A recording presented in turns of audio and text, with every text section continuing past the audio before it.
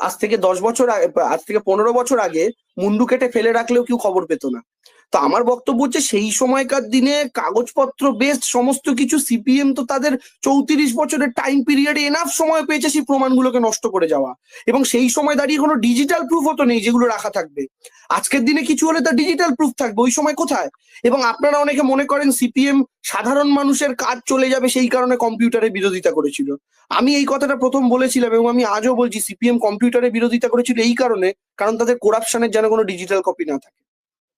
আচ্ছা, এবং সেই কারণে সিপিএম এর কম্পিউটার বিরোধিতা করা, কম্পিউটারকে ঢুকতে না দেওয়া, বাকি কাগজপত্র ভিত্তিক তো প্রমাণ যেইটুকু জ্বালিয়ে দিয়ে চলে গেছে।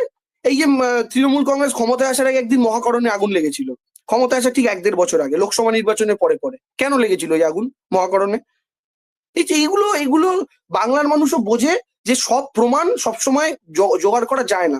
তার উপরে আরো একটা ব্যাপার আছে যে